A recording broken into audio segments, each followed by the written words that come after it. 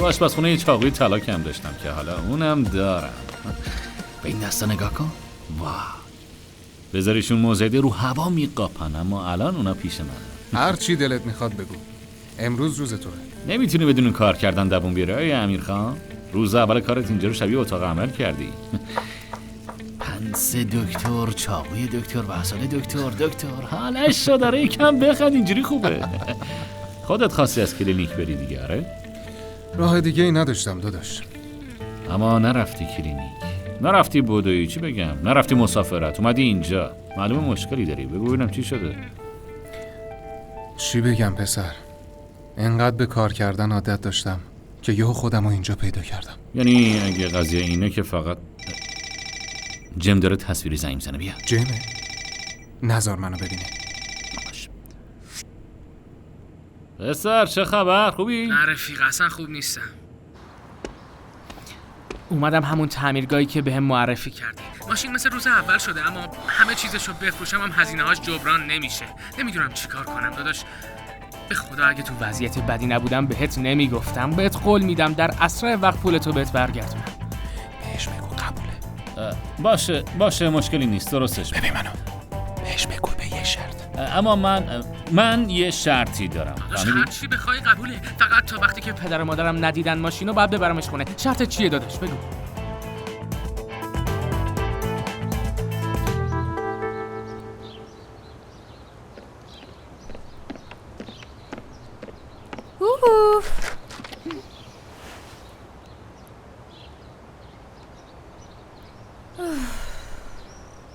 امیر نیست، پروین خانم اینجاست.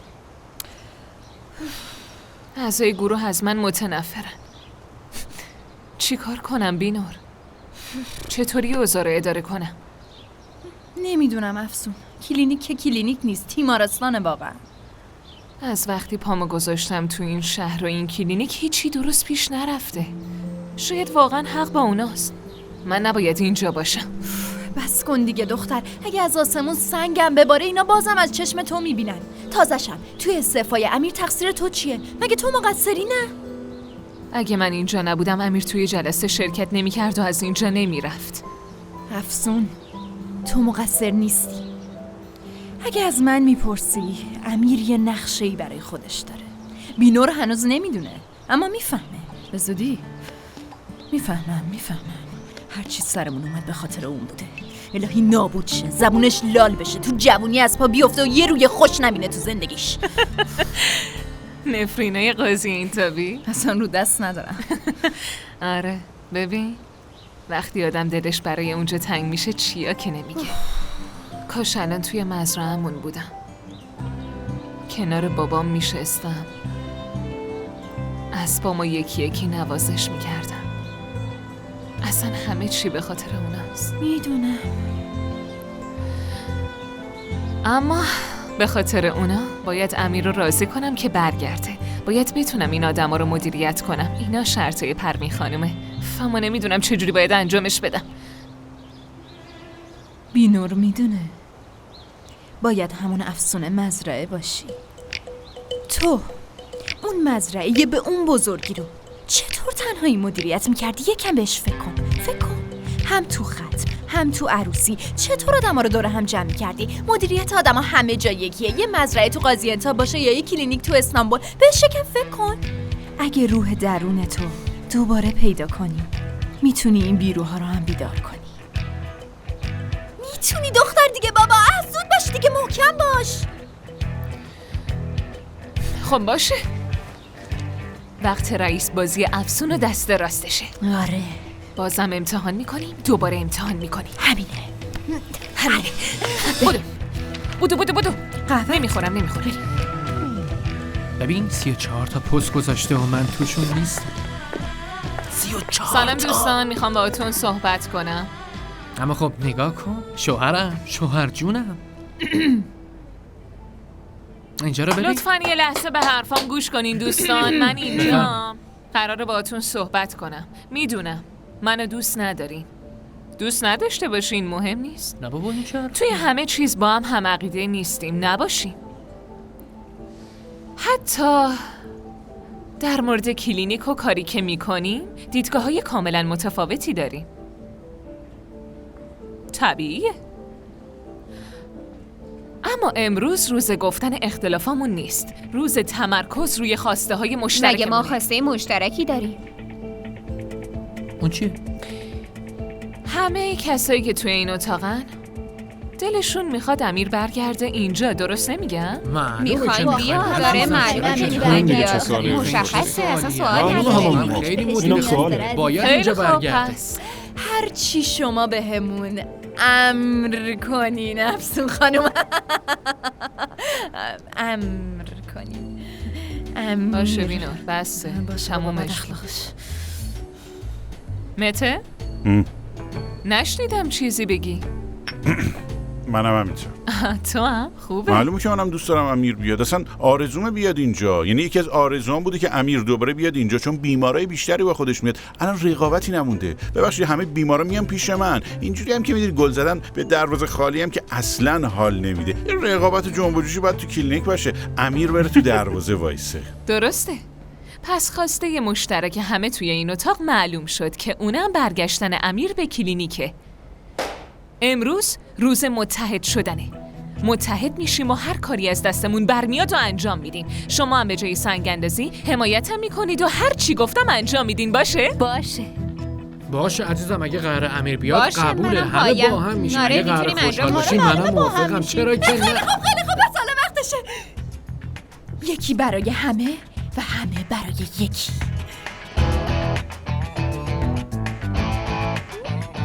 حالا افسون جون بیا راجع به این صحبت کنیم که چطور امیر رو برگردونیم، بعد اون حرکات رو انجام بدیم. میشه بگی چطوری؟ یه فکری دارم.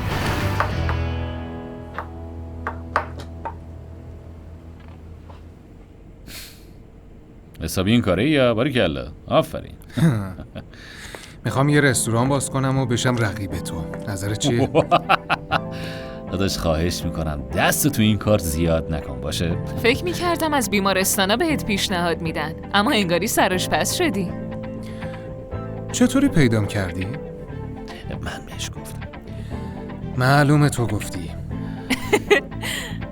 من شما رو تنها میذارم که من حرف بزنید. بیا ببینم. خودم درستش کردم. خودت درست کردی؟ معلومه.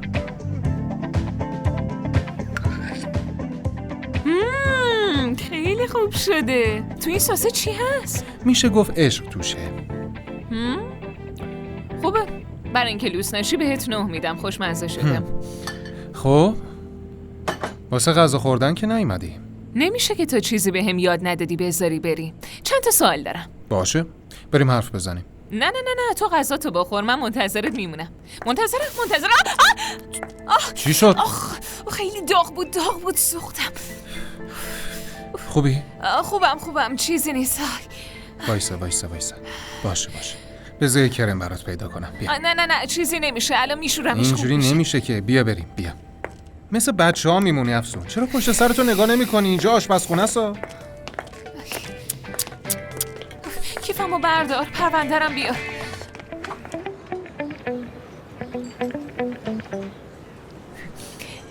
شیفته شب تعدادشون درست نیست. بعضی شیفتاشون رو لغو کردن. اگه روزانه وارد سیستم بشی میبینی. باشه توی انبارگردانی هم اشتباه شده، ببینش. یاشار اومده. یاشار بیا دیگه. سلام. افسون جون چه تصادف خوبی. بیا داشتیم کار میکردیم اتفاقا. سلام امیر جون. یاشار خیر باشه. از این طرفا؟ نه یعنی خیلی در واقع خیلی هم مهمه. یه اتفاق مهمی افتاده، برای همین اومدم جدی صحبت کنم باهات. خب اگه چیز مهمیه من پاشم برم. نه اصلا نه باید بشینیم. ما یه خانواده ایم افسون، ما یه خانواده ایم. اینجوری بهش فکر کن. حالا که همه چی داره خوب پیش میره، از طرفی هم تو خوش‌تیپ‌ترین، مشهورترین و موفق‌ترین جراح زیبایی این کشوری و در عین حال آینده دار و ماهرم هستی. وقتی همه چی اینقدر خوب پیش میره، چرا میخوای از کلینیک بری؟ دقیقاً مثل ازدواج من. وقتی همه چی داشت خوب پیش میرفت یه روز اومد بهم گفت باید از همدیگه جدا بشیم. رفتم تو زندگی خصوصیم، ببخشید. آخه تو برای این کلینیک خیلی زحمت کشیدی، تو برای این کلینیک از گوشت و خونت مایه گذاشتی، اما داری میگی منو یه هفته تعلیق کردن پس منم راهمو بکشم برم؟ مگه میشه آخه؟ رها کردن و دور انداختن همه زحماتت آسون نیست. راستش من اصلا دوست ندارم از کلینیک بری. از طرف خودم میگم دوست ندارم بری. اگه بینتون مشکلی هست به عنوان 2 آدم بالغ براتون زوج درمانی رو مناسب میدونم. به زنم هم گفتم قبول نکرد. حتی اگه هیپنوتیزمش هم کنم دیگه فایده نداره. رفت که رفت، تموم شد.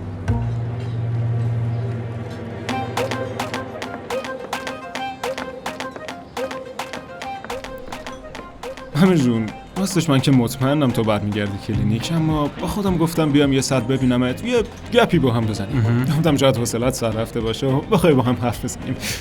آره اینجوری. غذا بخوریم؟ تو گرسنه نیستی ها؟ غذا خوردی؟ اینجا منوی چیزی داره؟ من خوردم. چی خوردی؟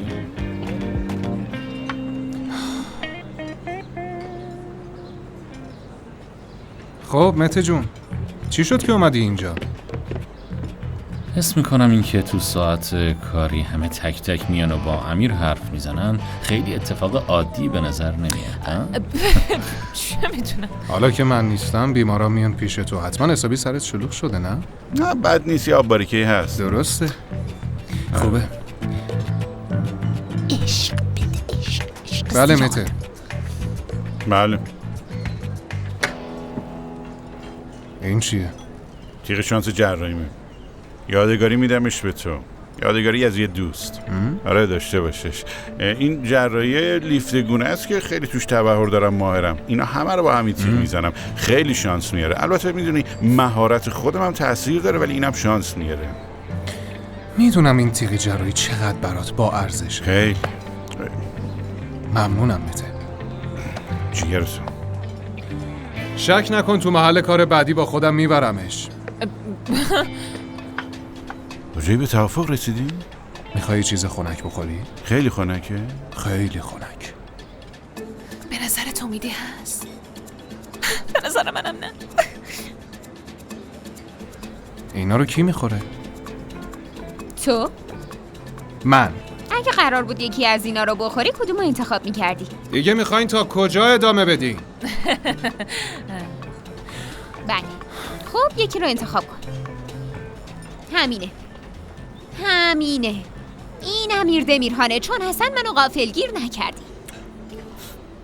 یعنی چی؟ تو از بین این همه گزینه که خود منم عاشق اینم، هفته 3 روزم میخورمش، از بین این همه گزینه توت فرنگی رو انتخاب کردی. این یعنی چی؟ این یعنی چی؟ تو همیشه وقتی لازمه به صورت غریزی درست تصمیم میگیری. درست ترین تصمیمو. الان 2 تا حق انتخاب داری که میتونی تصمیم بگیری: رفتن یا موندن. البته من نمیخوام نظرمو بهت تحمیل کنم، اما فکر کنم درست ترین تصمیمو میگیری که موندنه. اینجا وایساده. اینجوری فکر میکنم توافق کردیم، نه؟ گفتم باره. یه ساعت داری باش حرف میزنی، میوه و سبزی هی ور. چه چیزی نیست، داریم حرف میزنیم.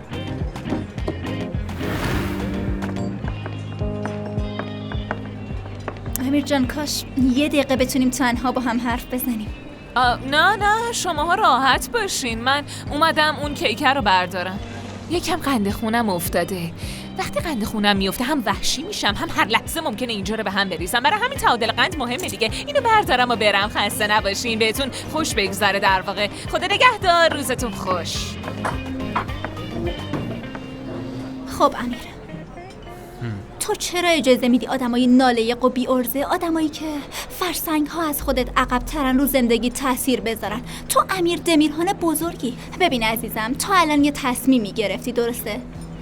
ما همه پشت این تصمیمیم، اما این به ضرر یه کلینیکه. اونم کلینیکی که این همه براش زحمت کشیدی. ببین این تنها حرف درستیه که امروز شنیدم. میدونم. ببین امیر، تو هر تصمیمی بگیری من پشتتم.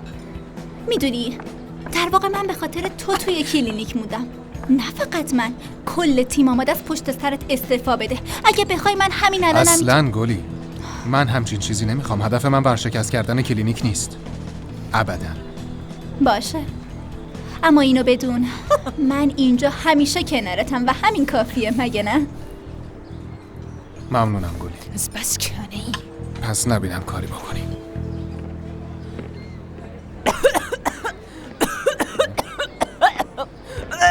یکم آب میخوای؟ تو گلود نمونه. از طرف من یه آب خنک واسه افسون خانم بیارین. الان چی کار کردی؟ خودت گفتی اعتمادشو جلب کنم.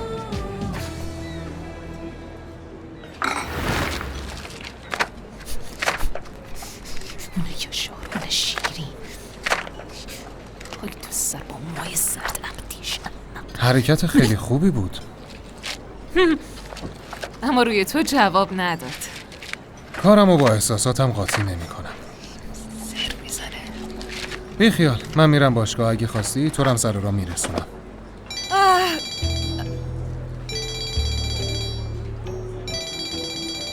علی بیچاکچی،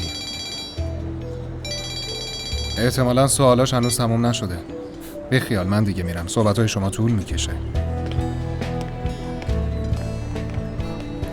واسه چی زنگ میزنی؟ چرا؟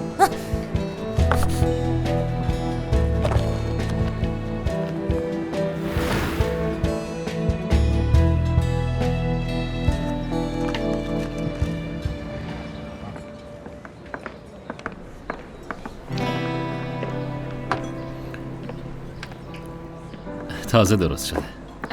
ممنونم. نوش جان. میتونم اینجا بشینم؟ بله حتما. بفرمایین، حواسم نبود، ببخشید. خسته نباشی. بابا بی خیال، خودتو ناراحت نکن. هر کاری میتونستی انجام دادی، حتی بیشتر از توان خودت. اما هر کاری میکنم جواب نمیده. ندیدی؟ حتی براش مهم نبود، پا شد رفت. به نظرم هیچ امیدی نیست. چون چیزی که اون باید حل کنه مربوط به کلینیک نیست، مربوط به تو هم نیست افسون. مشکل اون با خودشه. اما من به خاطر این اتفاقات خودم رو مقصر میدونم. نه اصلا همچین کاری نکن. منم توی این قضیه نقش داشتم، اما هیچ وقت کاری نمی کنم که بهش آسیب بزنه. یعنی کاری نمی کنم که به شغلش لطمه بخوره. بالاخره حتی اگرم موقتی باشه بازم توی یک کشتی هستیم، هر چی سرش بیاد سر منم میاد. میدونم تو اصلا کسی نیستی که به مردم آسیب بزنی. من امیرو خیلی خوب میشناسم. اون به کارش خیلی اهمیت میده. آره اونو میدونم. نمیذاره کسی بهش آسیب بزنه. تنها چیزی که میتونه بهش آسیب بزنه جاه طلبی خودشه. پس خودتو ناراحت نکن، باشه؟ کاش میشد یه کاری بکنم که تو تصمیمش تجدید نظر کنه. دوستت چقدر سنگدله. آره. چه کارایی که نکردیم. تیم خودشو کشت. باشه خیلی موفق نبودن، باشون حرف زده بودم، باشون کار کرده بودم، اما نتونستن. گفته بودم اینجوری نکنین اونجوری بکنین، اما استعدادشون همینقدر بود، اشکال نداره. اما در نهایت تلاش کردن آدم حس کنه دوستش دارن، بهش اهمیت میدن. اصلا جواب نمیده. نه نمیده، گاوچون. ببخشید. سارب، تو امیر رو خیلی خوب میشناسی. اون یه نقطه ضعف نداره که من بتونم باهاش متقاعدش کنم؟ بگو دیگه، بگو. راستش چیزی هست. چی؟ فیلم‌های قدیمی ترکی. فیلم‌های قدیمی آره. ترکی؟ امیر رو فیلم‌های قدیمی ترکی؟ آره. شوخی میکنی؟ نه جدی میگم، عجیب دوست داره. وقتی نگاه میکنه خیلی مهربون میشه، خیلی مسخره است. مگه میشه؟ اما بین خودمون بمونه، باشه؟ از من نشنیدی. سارب ممنون، خیلی خوبی. خواهش میکنم. خیلی خیلی خوبی. آره. دست درد نکنه. افسون جان، زندگیمو نجات دادی. یه لحظه صبر کن. کجا؟ ای بابا. گلی جون داره زنگ میزنه. ممنونم. الو گلی جون، چطوری؟ اوضاع چطوره؟ امیر قانع شد؟ وای سرپیل خانم، اگه بدونید ماها چی کارا که نکردیم، ولی پسرتون اصلا قانع نمیشه. هر کاری میکنیم بر نمیگرده. تصمیم خودشو گرفته. باشه عزیزم، من درستش میکنم، حلش میکنم. خودتو ناراحت نکن، بهت خبر میدم. الان قطع میکنم. اینم که نشد. حالا میخواین چی کار کنیم؟ من خوب میدونم چی امیر رو برمیگردونه. حالا که آقا کایا عذرخواهی نمیکنه باشه، پس دیگه نوبت منه. میشه اون گوشی رو بدی عزیزم؟ همین الان دادینش به من. وقتی بدمش نمیشه پس گرفت؟ البته که میشه.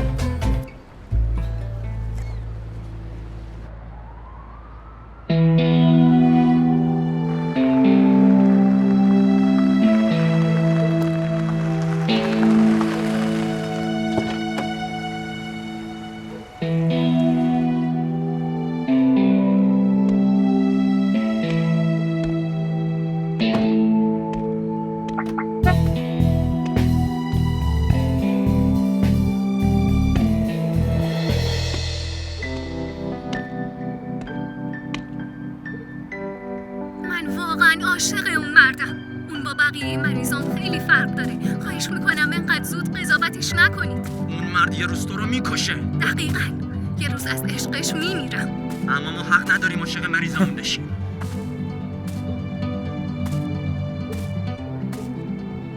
داری چی کار میکنی؟ دارم فیلم میبینم. بیا.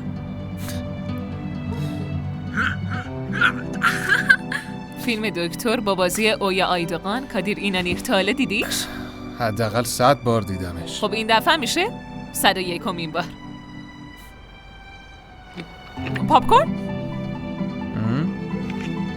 بهتون که گفتم اون با بقیه فرق داره. آره بیمارستان واقعا بهش نیاز داره. خیلی خوب من دیگه باید برم. یه جراحی خیلی مهم دارم. بله. تو داری با فیلم بهم پیام میدی؟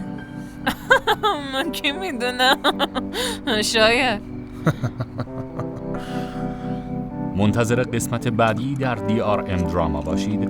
سابسکرایب کنید و نظر خود را درباره سریال های مورد علاقه‌تان بنویسید.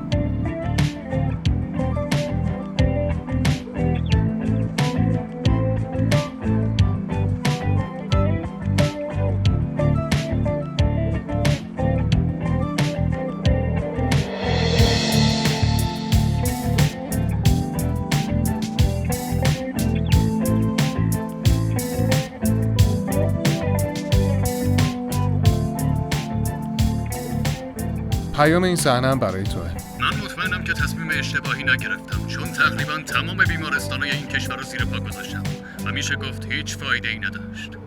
دکتر این کاری نیست که یکی دو نفر بتونن حلش کنن. تا وقتی سیستم عوض نشه و ذهنیت آدم‌ها عوض نشه هیچ فرقی نمیکنه. ببین چقدر درست گفت، چقدر قشنگ حرف زد. تا وقتی ذهن عوض نشه هیچی عوض نمیشه. تو کلینیک ما هم همینه. اول باید طرز فکر عوض بشه. اول خود تو باید طرز فکرت عوض شه. اما هنوز نمیدونم چطوری. نمیدونم. تا حالا کسی نتونسته نظرمو عوض کنه. من باز میکنم تو بشین. نکنه باز مهمون داره.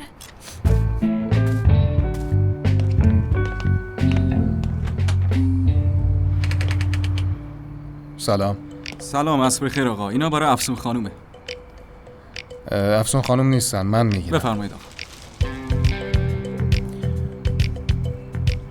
ممنونم. خدا بهتون برکت بده. خدا نگهدار.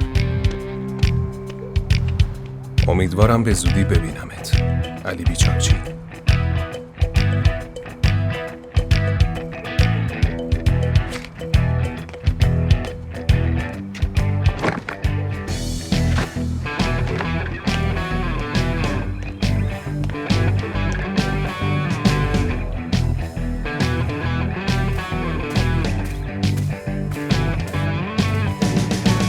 کی بود؟ هیچی، اشتباه زنگ زدم. با همسایه کار داشتم. ببین من این صحنه رو خیلی دوست دارم. ببین چطوری دوتا همکار تو زمانه سخت به هم کمک میکنن.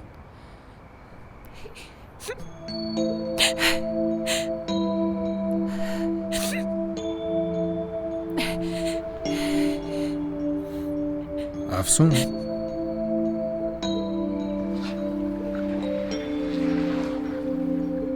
تو داری گریه میکنی؟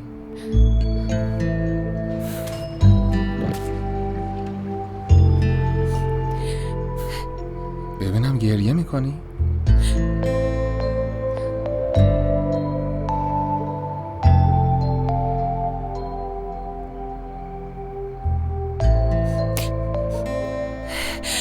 اینجور فیلم ها خیلی رون تاثیر میذاره. خیلی ناراحتم میکنه. تو هم که بغض کردی. کی؟ چرت نگو افسون. چشت پر اشکه. مسخره نشو. مگه میشه؟ میتونی گریه کنی، تو هم انسانی، میتونی احساساتی بشی. تحت تاثیر قرار گرفتی. حالا فهمیدم، گرفتم چی شد. سارپ بهت گفته نه؟ سارپ بهت گفته. هدف تو این نیست که با هم دیگه بشینیم فیلم ببینیم. هدفت اینه که احساساتیم کنیم و دوباره برگردونیم کلینیک. خب برگرد. آره برگردی چی میشه مگه؟ برگردی چی میشه؟ ها این لجبازی برای چیه؟ افسون، فیلم تموم شد. شبت بخیر. همینجوری میذاری میری؟ ها؟ از کلینیک رفتی، از اینجا هم داری میری؟ دقیقاً همینطوری دارم میرم. برو به درک.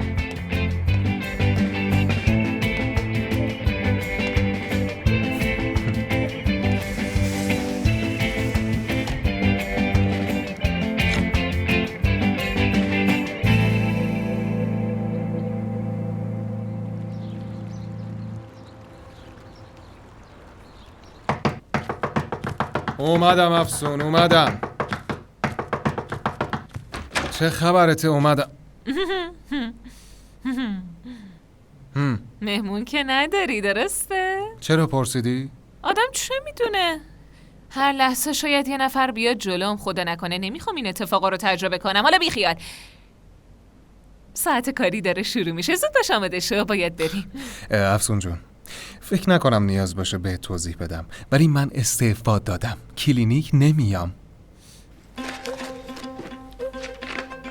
همینه درسته؟ استعفای شما رد شد. یعنی چی؟ قراردادتو بررسی کردم. نمیتونی قبل از زمان مشخص جدا بشی. پس منم مرخصی بدون حقوق میگیرم. اینجوری بهتره. حد زده بودم اینو میگی. ببین کم کم دارم میشناسم دیگه. از قبل میتونم کاراتو حدس بزنم. آفرین بهت. حتی اگه مرخصی بگیری 2 هفته دیگه میمونه. یعنی 2 هفته دیگه مجبوری بیای کلینیک. زود باش دیگه. 1 ساعت دیگه منتظرتم. بلاست بلای جونمه.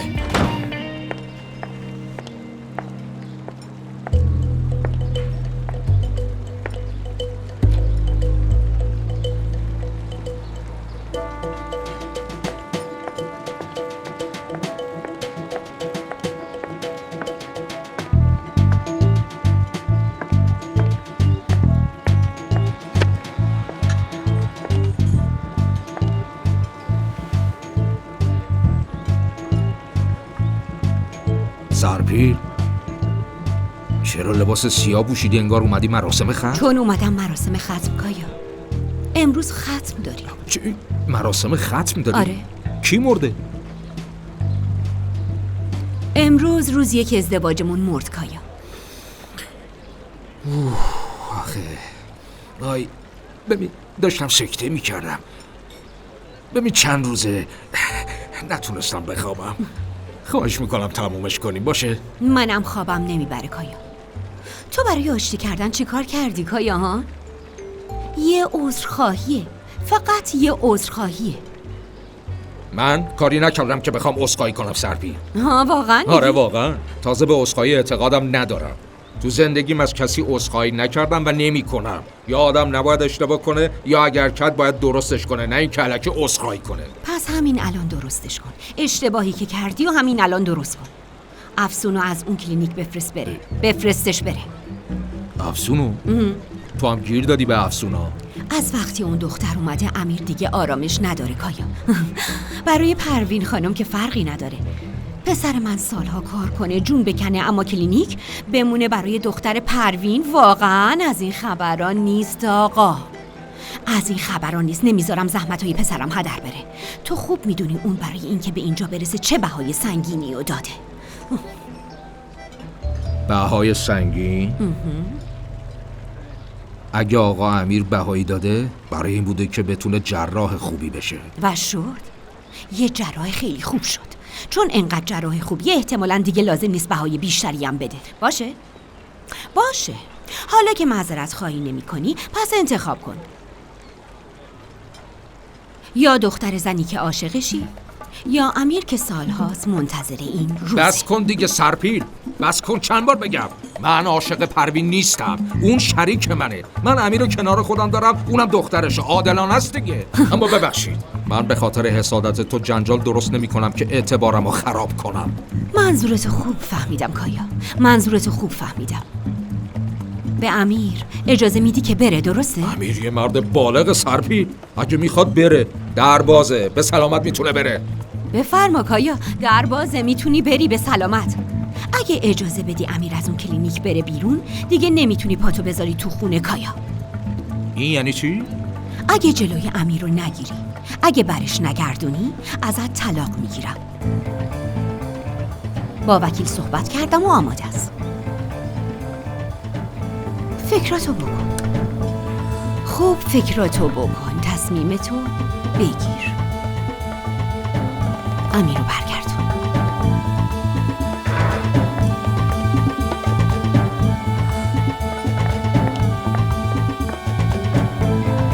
زود باشین بچه‌ها، عجله کنین، اینجا خیلی کار داریم. مشتری که همبرگر بدون گلوتن میخواد عجله داره. کاش قبل از اومدن تلفنی سفارش میداد چون ساکت نمیشه. اوضاع چطوره؟ 2 دقیقه دیگه حاضر میشه. شیرینی‌ها رو بده، تو دسرا رو ببر. باشه. زود باشین، زود باشین.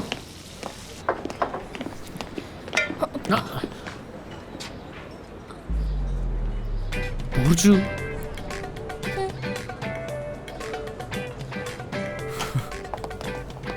آقا امیر خوش اومدید. صبح بخیر. سلام آقا امیر، خوش اومدید. صبحتون بخیر. صبحتون بخیر. سلام آقا امیر، صبحتون بخیر. صبح بخیر. صبح بخیر آقا امیر، خوش اومدید. صبح بخیر. صبحتون بخیر. بخیر. خیلی خوش اومدید. توی شبکه‌های اجتماعی هم نوشتین رژیم درمانگرم بی نتیجه است. نمیدونم برای چی این کارو کردین، اونو هم لطفاً بردارین. بله باشه، هفته دیگه میبینمتون. تو میخوای باقلوا بخوری، به من چه؟ اوه، قهوه دارین؟ امیر بالاخره برگشتی؟ مگه میشه نداشته باشی؟ خودم برات درست میکنم، با دست باشی، خودم درست چطوری؟ میکنم. خوبم، تو چطوری؟ خوبم، ممنون. آقا امیر طبق قراردادش 2 هفته دیگه تو کلینیک ماست. آقای دکتر، دستیارتون اطلاعات مربوط به نوبت‌ها رو بهتون میده. ممنون خانم دکتر. من از آقا امیر وقت می‌خواستم. پس وقتی که گرفتی چقدر باید صبر کنم دیگه، خسته شدم که اصلا قبول ندارم. چطوری که اول آروم باشیم، بیاین این کارو بکنیم. من شما رو به بقیه پزشکامون ارجاع میدم، اینطوری هیچ مشکلی دیگه نمیتونم صبر کنم. کجا معلوم بقیه کنسل نکنن. نه خیلی طول نمیکشه، اصلا نگران نباشین. اسمتون رو مینویسم و الان هماهنگ میکنم.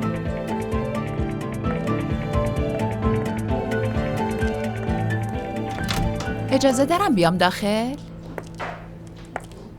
ناز؟ وقتی جواب تلفنمو ندادی گفتم بیام کلینیک، بوتاکس میکنم و تو رم میبینم امیر جون. 2 مشکل کوچولو داریم. اول، برای دوستام کار زیبایی انجام نمیدم. دوم این که ما رابطمونو بعد از همون روز با هم دیگه به هم زدیم. اما بازم اومدی دیدنم، خودت قانون خودتو شکستی، ضمناً با یه دستگال اومدی خونم. اون روز که اومدی پیشم برای همسایم یه مشکل پیش اومد، پس اون روز حساب نیست. در مورد روز دومم به عنوان یه جنتلمن وظیفه‌مو انجام دادم. حق با توه، همینطوری صحبت کردیم. منم از اینکه قوانین تو رک میگی خوشم میاد، چون که منم همینطوریم. خوبه؟ حالا بریم سراغ بوتاکست. برای پیشونیم میخوام، دقیقاً همینجا. یه خورده چین و چروک داره. خیلی خاصه. یکم اخم کن. آره، یه چند تا کار کوچیک لازم داره. آره میدونم چی میخوام. ممکنه خانم ناز رو راهنمایی کنید؟ میخوان بوتاکس کنن، کمکش میکنید؟ پایین منتظرتن. باشه، اما اینو بهت بگم، من به این راحتی ها تسلیم نمیشم. امیر دمیرهان.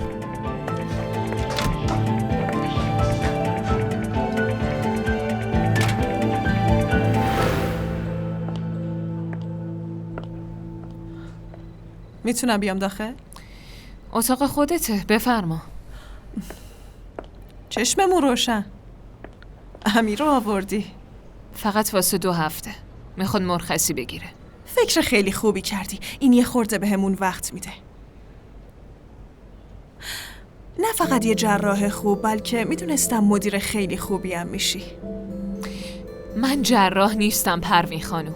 مدیرم که اصلا نیستم. فقط با تهدید تو اینجا موندم. خیلی خوب باشه. فقط میخواستم بگم که ازت قدردانی میکنم و خیلی هم بهت افتخار میکنم. همین. نه پروین خانم، نمیشه. بی خودی تلاش نکن. بهت افتخار میکنم تو اینجوری خوبی اونجوری هستی و این حرف از یه گوشم میره از اون یکی در میاد. اب نداره. ببینم امیر چه شده؟ اون آدم کاری رفته یا آدم شلوول برگشته به جاش؟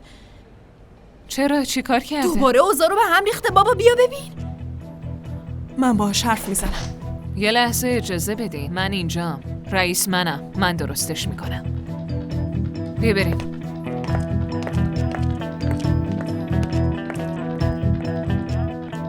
من که دیگه حوصلتون رو ندارم، رفتم. اگه دکتر دیگه ای میخواستیم خودمون پیدا میکردیم. اگه آقا امیر نیست منم نمیام. ای بابا بیا به افسون بگو. یه کلمن که به من چیزی نمیگی، به افسون بگو. چی شده جانن؟ آقا امیر همه کسایی که واسه عمل میان رو رد میکنه. چرا؟ نمیدونم، هنوز هیچی نمیدونم. امیر اومده، خیلی هم خوب اومده، عین بم جلوی در پر از بیمار، کیپ تا کیپ همه رو به من ارجاع میده. والا به نظر میرسه شما هم همینو می‌خواستی. نه چی می‌خواستم؟ تو یه دقیقه که 3 تا مریض نمیتونم ببینم. الان که آقا برگشته میگه تیغ جراحیمو پس بده. نه اینجوری نمیشه. بریم ببینیم مشکل آقا امیر چیه. منتظر چی هستی؟ خب از چرا اصلا از اول بهش دادی؟ فکر کنم نمیاد دیگه. خب نمیدادی. خب قرار نبود بیاد. اگه ارزش بود نباید میدادی. من دیدم داره میره بهش دادم. چرا جراحیمو میخوام؟ خب جلو در مریضه اینطوری. افسون خوش اومدی. بفرما بشین. امیر چرا اینجوری میکنی؟ چرا بیماراتو قبول نمیکنی؟ اتفاقا اونایی که واسه معاینه میان رو قبول میکنم، اونایی که واسه جراحی میان رو رد میکنم. چرا؟ چون 2 هفته دیگه اینجا نیستم و هنوز با جایی به توافق نرسیدم، واسه همینم تاریخ جراحی نمیدم. خب جراحیایی که توی 2 هفته قراره انجام بدی چی میشه؟ اونا رو هم مجبور شدم لغو کنم، چون خب میدونی کنترل بعد از عمل به اندازه خود عمل مهمه. حالا معاینه ها رو چطور و کجا انجام بدم چطوری میشه، پس ممکن نیست. میفهمم، خیلی خوبم میفهمم. میگی اومدم اینجا اما کار نمی کنی. یه حرکت هوشمندانه دیگه از امیر دمیرهان. حرکت نیست، اخلاق کاریه. گفتی مجبوری بیای کلینیک، اومدم. بقیهش به تو مربوطه.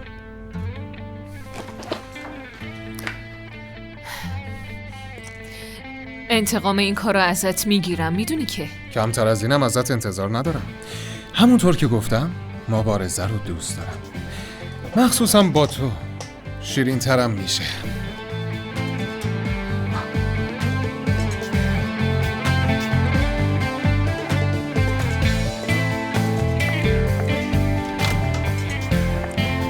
فعلا افسون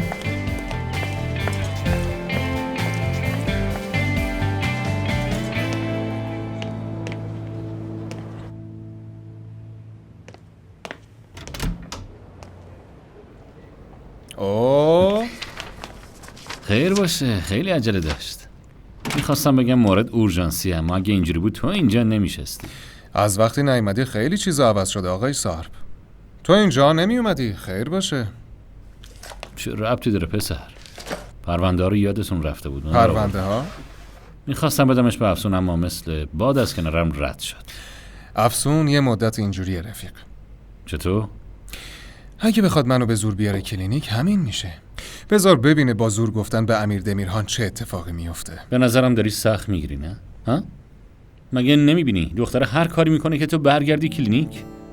از کجا میدونی هر کاری میکنه؟ نمیدونم، حدس میزنم. خب اینطوریه دیگه. این ایده فیلم‌های ترکی قدیمی رو تو بهش دادی آره؟ اگه چقدر مهمه. به تصویر بزرگ نگاه کن. کل تیم دارن خودشونو برای تو میکشن، تو اصلا محل نمیذاری. افسونم که اومده جایی که بهش تعلق نداره و داره تلاش میکنه، گناه داره. ببین، عصبیم نکن باشه. شاید به من مربوط نباشه، اما تو با این کارات داری بچه‌ها و افسون رو تنبیه میکنی. تو خیلی خوب میدونی که مشکل من با کیه. میدونم، اما فقط من میدونم. انتقامی که میخوای از پدرت بگیری تهش به افسون آسیب میزنه. این کار درستیه؟ ببین، پروین خانم دوباره اومده کلینیک. پروین خانم اومده؟ آره، بینور بهم گفت. افسون خیلی به هم ریخته است. جانان، پروین خانم اومده، چرا بهم نگفتی؟ من فکر کردم شما میدونی. راستی از شرکت بوتاکس زنگ زدن و گفتم فردا یه جلسه مهم هستش، ولی احتمالاً باید اونم به افسون خانم اطلاع بدم. گزارش‌های هفته پیشم آماده کردم، اونم براشون میفرستم. ویزیتای فردا هم هست، اونا رو چیکار کنیم؟ لغوشون کنیم؟ الان افسون کجاست؟ افسون خانم فکر کنم داشت میرفت سمت تراس. جلسه رو بنداز ساعت 11. نوبت‌ها رو هم لغو نکن.